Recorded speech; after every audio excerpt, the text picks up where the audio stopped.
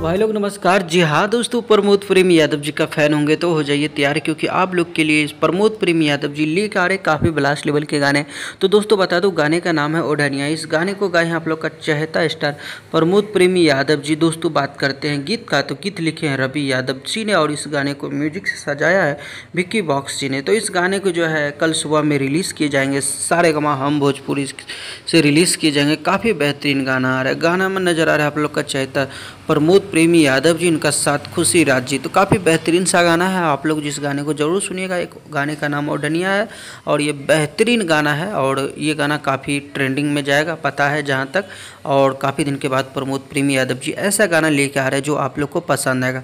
अगर ऐसा ही अपडेट पाना चाहते हैं तो चैनल को सब्सक्राइब करके बेल आइकन दबा दीजिए। मिलते हैं फिर से नेक्स्ट वीडियो में, तब तक के लिए bye, take care, love you all.